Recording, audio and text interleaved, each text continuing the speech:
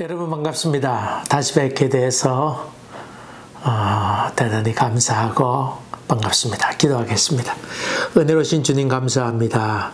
말씀을 읽는 동안에 이 말씀이 우리 영의 양식이 되도록 도와주시옵소서. 예수님 이름으로 기도하옵나이다. 아멘. 오늘 여러분과 같이 은혜 나눌 말씀은 창세기 3장 15절입니다. 내가 너로 여자와 원수가 되게 하고 내 후손도 여자의 후손과 원수가 되게 하리니 여자의 후손은 내 머리를 상하게 할 것이요 너는 그의 발꿈치를 상하게 할 것이니라 하시고. 15절 3장 15절 말씀입니다. 하나님께서 인간에게 자유의지를 주셨지요. 그래서 어떤 분은 그렇게 얘기합니다. 하나님의 모험이다. 하나님께서 이 에덴 동산에 준비하셔가지고 선악과를 준비해가 놓으셨는데 그것을 따먹을 수 있는 자유까지도 거기 주어졌다고 하는 것이 하나님의 큰 모험이었다. 다시 말하면 기꺼이 하나님께서 인간에게 자유를 주셨다고 하는 말이고, 인간 편에서 보면 참 하나님께서 어떻게 저렇게 하셨을까 하는 생각을 갖게 되고, 하나님 기꺼이 인간에게 그런 자유까지도 주셨다는 것이죠. 거기 책임지지 말라고 하는 말은 없습니다. 하나님께서 그런 것을 주실 때 우리 행동에 대해 책임지시는 분이시죠. 하나님께서 인간에 대한 순종을 기도하셨습니다마는 그런 벅찬 마음에서 하나님께서 이 선악과를 놔두셨는데 인간은 거기 기대에 도무지 미치지 못하고 오히려 반역하는 행위를 했지요. 하나님의 기대, 하나님의 모험이 여지없이 깨어지는 때였다, 그렇게 볼 수 있지요. 내가 어디 있느냐 그렇게 말씀하셨는데 그러면서 인간에게 찾아오지 않았습니까? 하나님께서 또 한 번 기회를 주시려고 했던 것 같습니다. 그가 깊은 회개하면서 아이고 내가 잘못했습니다. 내가 참 너무나 교만했습니다. 하나님처럼 되려고 했던 이 건방진 마음을 주님께서 용서해 주옵소서. 그렇게 가슴을 치면서 주 앞에 고백하기를 하나님께서 기대한 것 같은데 오히려 그 기대와는 달리 당신에게 내게 주신 그가, 그러면서 이 이브를 자기에게 준 그 책임을 하나님에게 떠넘기고 이브에게 떠넘기고 그런 아주 그 불순한 태도를 취하게 됩니다. 아담은 하나님 탓하면서 동시에 또 이브 탓을 하고 이브는 또 뱀 탓을 하면서 자기 책임 전가하기에 급급한 사건을 보게 됩니다. 여기서 얘기하려고 하는 말 가운데 하나는 인간의 죄라고 하는 게 이렇게 무겁다고 하는 것을 얘기하고 있죠. 사람이 홀로 지기에는 참으로 이 죄짐이라고 하는 것이 참 어렵고 무서운 것이다. 그것을 또 얘기하고 있죠. 어쨌든 간에 하나님께서는 이 뱀에게 얘기합니다. 네가 저주를 받아서 이제 결국 다리로 다니지 못하고 배로 기어 다니게 될 거고 흙을 먹게 될 것이다. 그렇게 이 얘기를 합니다.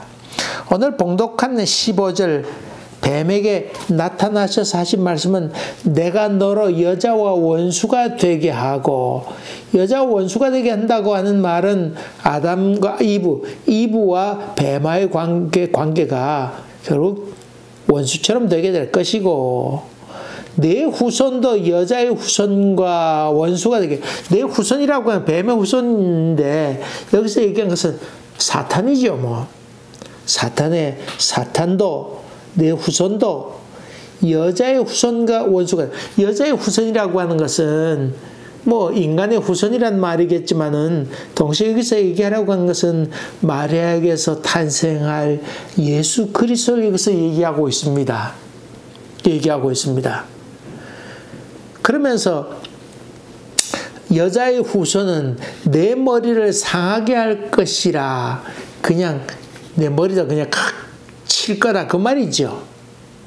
그리고 너는 그의 발꿈치를 상하게 할 것이라, 그 말은 이 뱀이 머리 콱 맞으면서도 그냥 가만히 있지 않고 이 여자의 후손을 콱 물 것이다, 그런 의미지요. 그런 의미입니다. 상하게 할 것이라.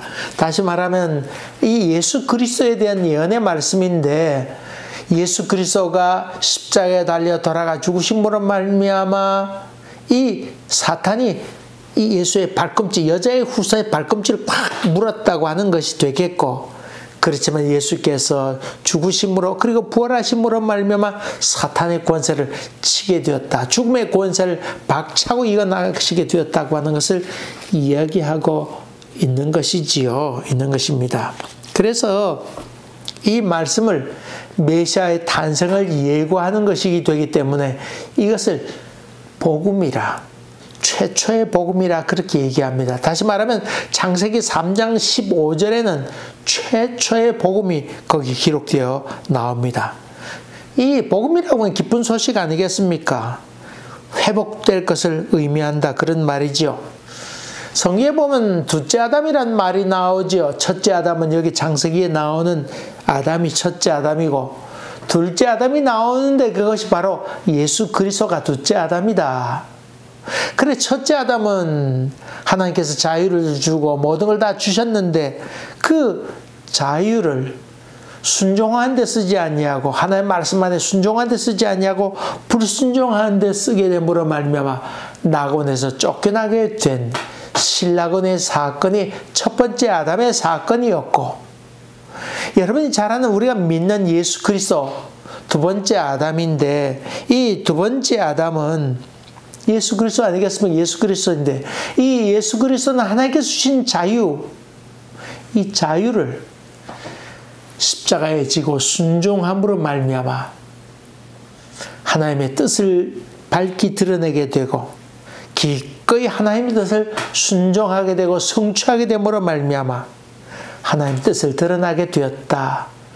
그래서 예수 그리스도는 둘째 아담이면서 순종의 사람으로 성공한 사람이다. 그것을 성경은 이야기하고 있죠.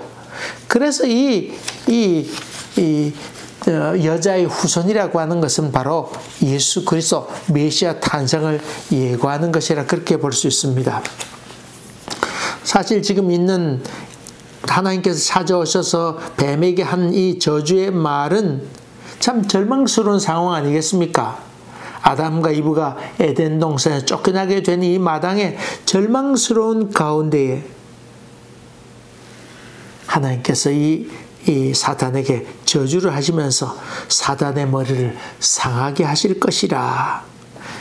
이전에는 이 사단의 유혹에 빠져가지고는 굴복하고 말았던 사건이 있었습니다만은, 근데 그 이후에는 내 머리를 칠 게다. 예전에는 인간이 너에게 패배했지만은 이후에는 너를 까부시게 될 것이다. 그것을 선포하고 예언하고 있습니다. 이것이 역전극이라 그런 말이지요. 역전극이 펼쳐질 것이다, 이 말입니다.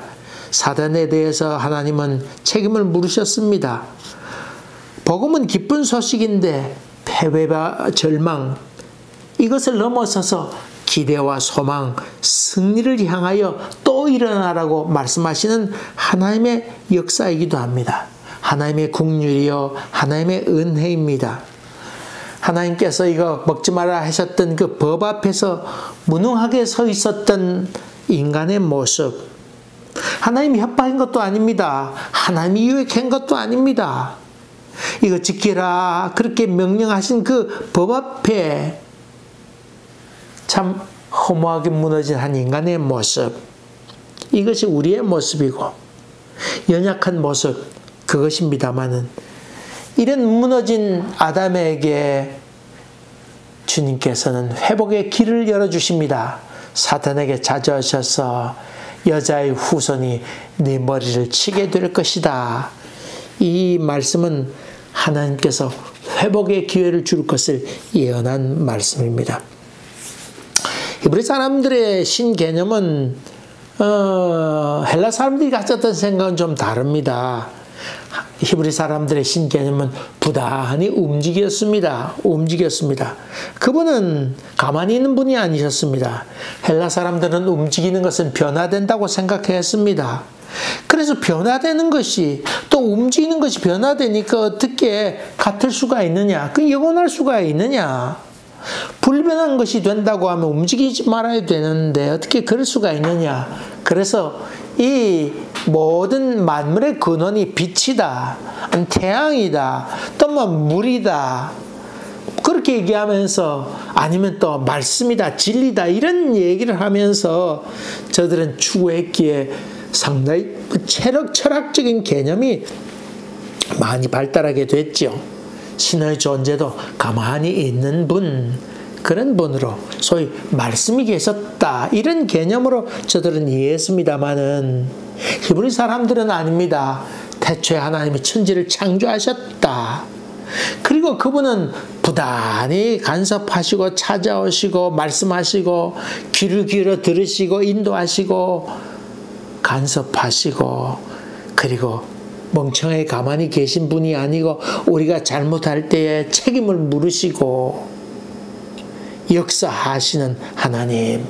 그래서 히브리 사람들에게는, 히브리 개념을 갖고 있는 사람들에게는 종교가 발달하게 되었죠. 신적인 역사하심에 대해서 저들은 행동하는 하나님에 대해서 받아들이면서 가만히 있는 존재가 아니고 움직이는 존재로 저들은 철학이 발달된 것 아니고 오히려 종교가 발달됐던 것을 봅니다. 그 구체적인 아주 이해가 있는데 그것이 바로 출애굽기입니다. 주님이 이스라엘 백성의 간역자의 부르심을 듣고 내려와서 역사하시고 인도하여 저들을 적과 꿀에 흐르는 땅으로 인도해내는 그 하나님에 대해서 구체적으로 묘사한 것이 출애굽기입니다. 우리 개념에는 말과 행동이 다른 그런 개념으로 나와 있습니다만은, 분리해서 생각합니다만은 히브리 사람들은 그렇게 생각하지 않았습니다. 저 사람이 행동하지 못하는 것은 확실히 믿지 못하기 때문이고 믿음의 분량이 작아서 그런 것이다. 믿음이 없기 때문에 행동을 못한 것이다. 그런 말입니다. 입으로 시인하게 되면 행동이 따른다고 하는 것은 의미인데, 당연히 회개는 말하면서 동시에 행동하는 것을 의미하죠. 돌아서는 걸 의미합니다. 회개라고 하는 것이. 이 성경 전체를 통해서 하나님이 인간이 찾아오셨습니다. 그리고 말씀하셨습니다. 그리고 이 약속을 해 주셨습니다. 이 하나님께서 구원 행동, 구체적으로 하신 구원 행동, 그 말 가운데, 이 사단에 대한 말 가운데는 하나님의 미련, 아쉽다는 미련, 그리고 인간에 대한 희망을 아직도 버리지 아니하시고 회복을 말하고 있습니다. 그런 의미로 본다고 그러면 신라고 나그네에서 쫓겨났다고 하는 것은 한편으로는 절망이고 희망이 없음을 얘기하지만은 반대로 그 속에는 깊은 하나님의 기대가 담겨 있는 것을 봅니다. 아담과 이브가 거기서 쫓겨납니다마는 그러나 회복될 것을 선포하고 있습니다. 여러분, 연애한 경험 있습니까? 뭐 지금 같이 더불어 살고 있는 사람하고 어떤 관계인지 다 모르겠습니다만, 어쨌든 간에 그 사랑하는 사람과 함께 산책을 한다고 하는 게 얼마나 설렘이 되고 기대가 되고 두근거림이 됩니까? 옛날에 우리 바이올리니스트 가운데 장한나라고 있었지요. 장한나가 10몇 살 때인가 한국에 잠깐 와서 인터뷰하는 걸 들었습니다. 근데 그 장한나를 가르쳤던 선생님이 계셨는데 연세가 드신 분이셨어요. 그분이 이렇게 자기에게 음악을 가르쳤는데, 그럼 뭘 가르쳤냐 그랬더니 이 선생님이 그런 거예요. 시를 한 편 주면서 이걸 한 줄 단 묵상해보라는 거예요. 그러면서 한 주일 후에는 선생님 만나서 시에 대해서 얘기하면서 선생님하고 호숫가를 산책하면서 이 시가 어떤 때 어떤 의미로 이 시가 쓰여졌나 얘기해보라고, 그런 대화를 나눈 것이 음악 공부였다고 한 것을 제가 지금도 기억합니다. 그러면서 그러면서 그 음악을 이렇게 들으면서 어떤 작곡자의 음악을 들으면서 그 장한나가 하는 얘기가 뭐냐면 이 음악은 연세 많은 한 노부부가 산책을 하면서 옛날에 연애했던 시절을 추억하면서 지금 산책하는 장면이라고 하는 얘기를 13살인가 12살인가 나왔을 때 그때 그런 얘기하는 거 보고 아주 깜짝 놀랐습니다.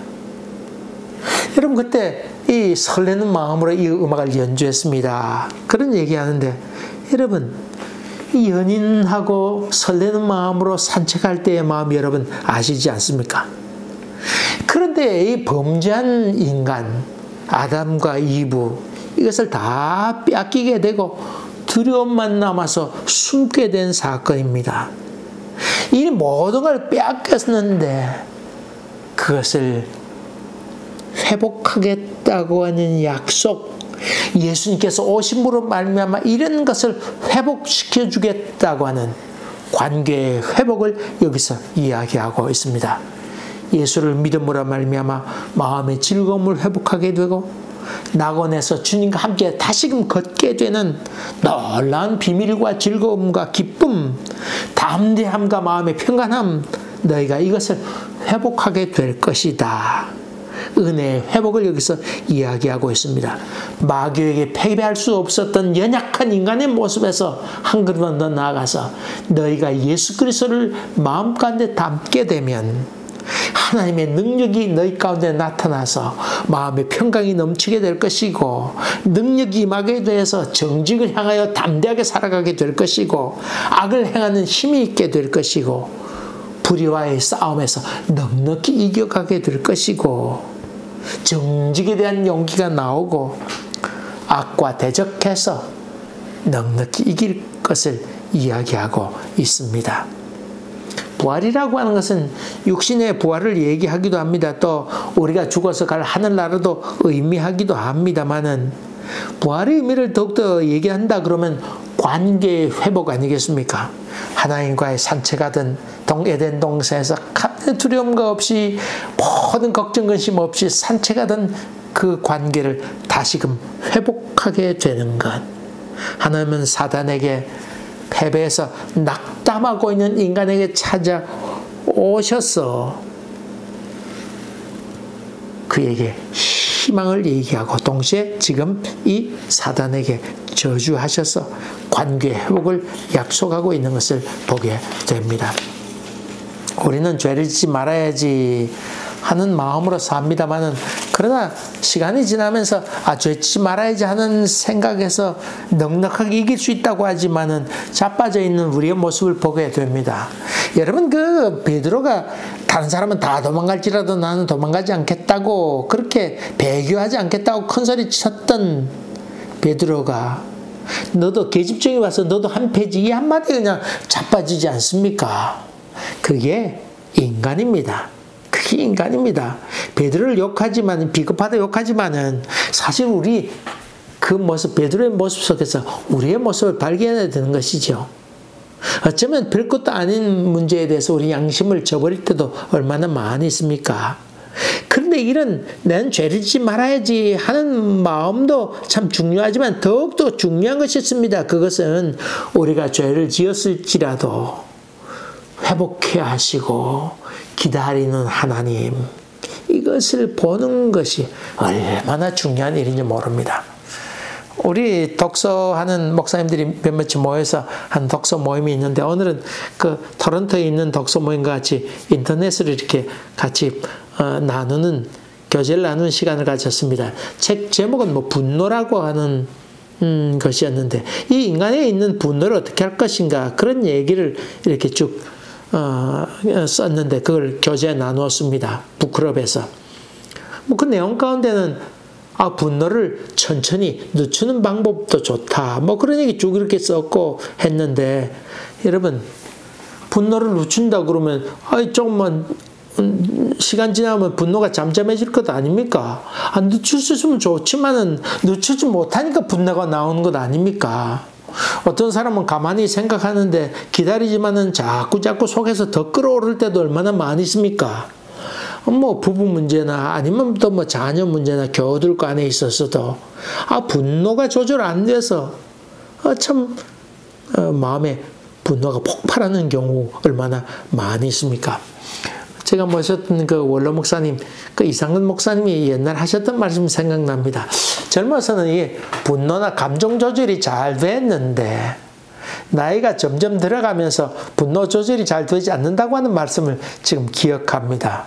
옛날에는 그저 어려운 일이 있어도 화난 일이 있어도 참아야지 하는 의지로 잘 참았는데 연세 점점 드시면서 그런 것이 감당되지 않더라는 말씀입니다. 여러분, 분노 조절이 잘 되면 걱정할 것 없습니다. 분노 조절해서 뭐 화낼 때 화나고 화낼 때 화낸 다음 좋으련만 분노 조절 장애가 점점 커지지 않습니까? 어떤 사람은 나이가 점점 들면서 이게 점점 분노가 쌓인다는 사람도 있는데 여러분, 분노 안 할 수 없습니다.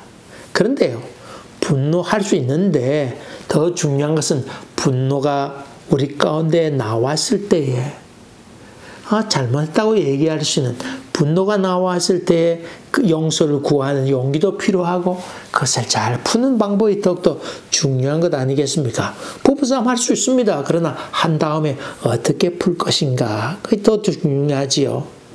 사탄에게 패배합니다. 죄책감으로 마음이 상해서 괴로워합니다. 그러나 더욱더 중요한 것은 우리 하나님께서 사탄의 머리를 깨부시리라, 여자의 후손이 그걸 깨부시리라고 하는 이 약속의 말씀을 우리가 믿으면서 또 일어나는 것이 얼마나 중요한 일인지 모릅니다. 예수 그리스도의 영으로 충만할 때 우리는 넉넉히 이길 수 있습니다. 전도사로 부산에 가게 되었는데 거긴 귀신 들린 사람이 많이 있었습니다. 신방 와달라고 그래서 헐레벌떡 달려갔더니 거기 집사님이 계셨는데 귀신 들린 집사님이었습니다. 뚝 앉자마자 이 집사님이 반말하면서 나 너 올 줄 알았다 그러면서 얘기하는 거예요. 귀신 들려서 이미 너 알고 있다 그러면서 얘기하기를 같이 있는 전도사 얘기하면서 내가 그 전도사 몰아내려고 했지 이러면서 뭐 얘기하는 거예요. 내가 생각지도 않았던 얘기를 마구 퍼내게 돼서 처음엔 당황스러워서 얼마 있다가 더 이상 얘기가 되지 않아서 얼떨결에 그냥 나왔습니다. 돌아오는 길에 가만 생각하니 화가 났습니다. 이게 마귀 새끼들이 말도 되지도 않는 말을 씨부리고 있구나. 이런 생각하게 되니까 분노가 치밀어 올랐습니다. 그래 집에 가서 씩씩대다가 안 되겠다. 이게 마귀 새끼 한 말에 내가 패배하고 오다니. 그래서 가서 기도하면서 찬송 부르면서 가서 그 귀신 들린 집사님 고통치면서 다그친 적이 있습니다. 그래가지고는 까부셨습니다. 여러분, 우리의 잘못, 우리의 부족을 그대로 인정하면서 주님의 도우심을 간구하는 것이 얼마나 필요한 일인지 모릅니다. 우리가 자포자기할 경우도 있습니다. 그러나 또 일어서는 용기는 주님께서 우리와 함께 하시기 때문에 그렇습니다. 신라곤 되었다고 죄책감 갖지 마시기 바랍니다. 주님께서 사탄의 머리를 치시겠다고 약속하셨고 예수 그리스도께서 오심으로 말미암아 우리에게 승리가 약속되어 있고 그런 능력을 주셨다고 하는 것을 믿음의 눈으로 바라보면서 넉넉히 이기는 여러분 되시기를 주의 이름으로 간절히 바랍니다. 이 복음을 마음 깊이 간직하시기를 바랍니다. 영적 무기를 들고 담대히 승리하신 여러분 되시기를 주의 이름으로 간절히 기원합니다. 기도하겠습니다. 은혜로우신 주님 감사합니다. 이 창세기에 나오는 최초의 복음을 읽으면서 사탄에게 승리하신 예수 그리스도를 찬양하고 그 힘을 힘입어서 또 앞을 향해 일어서가는 저희들 되게 하여 주시옵소서. 예수님 이름으로 기도하옵나이다. 아멘. 감사합니다. 또 뵙겠습니다.